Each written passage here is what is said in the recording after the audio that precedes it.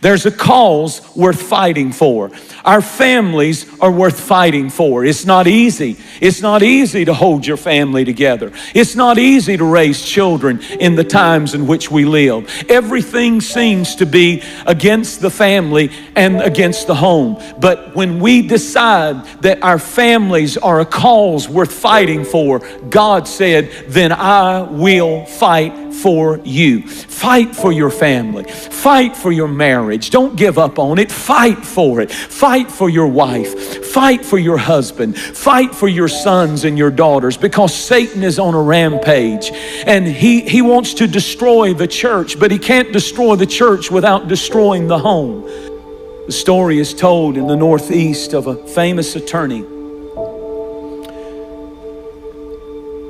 who had an alcohol problem.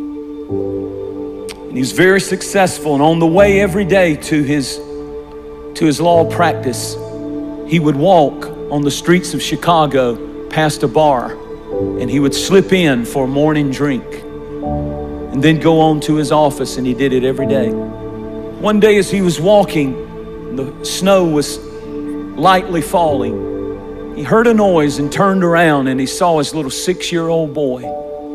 Somehow he had slipped away from his mother and slipped out of the house. And when he looked, the little boy was putting his little foot in the big footprint of his dad. The dad had left that footprint in the freshly fallen snow. And the little boy would put his little foot in the footprint of the big steps that his dad was taking. And suddenly, as he was standing outside the door of that bar, and he looked back and saw that that boy was stepping in every one of his footsteps. And he was smitten with conviction, and he ran and scooped the boy up and took him home and put him in the arms of his mother and ran downstairs. And he says he fell to his knees and he began to weep and cry. And he said, "Oh God, help me to never ever again allow my footsteps to lead my children to a bar, but let my footsteps lead my children to you." Enjoy your family. Love your family, because the enemy wants to do everything he can to divide and conquer and destroy. He wants to make your family miserable. He wants to make your marriage miserable. He wants to make your relationship with your children miserable. And we are not ignorant of his devices. It's costly commitment. It costs you something to hold your family together, to hold your marriage together, to hold your children together. Don't leave it up to the preacher to save your family. Don't leave it up to the youth director or the youth program or the church or somebody else. Don't even leave it to the mother, dad, to do your praying, but get your family. I love the words of Joshua when he said, "As for me and my house, we will serve the Lord."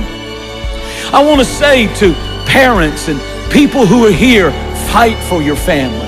Stay in their business and stay in their lives. And when you have to stand up and correct them, correct them. If it hinders and hurts and you have all kinds of stuff going on, stand for what's right. Fight for what's right. Stand on the truth. And you know what? They may go wild, they may get crazy, they may get mad, they may go off. But if you have raised them right, if you have raised them in the house, you don't have to be a perfect family. But if you've done your best to bring them to the house of God and to serve the Lord before them, and you've done your best to have God's presence in your home and in your life, there's something that gets on your family that they will never be ever be able to get away from. As a matter of fact, I just want to tell you, there's nothing more important than what you're doing right now. It's more important than a ball game. It's more important. We've lost that. See, we don't believe this old stuff anymore. But I'm going to tell you, beware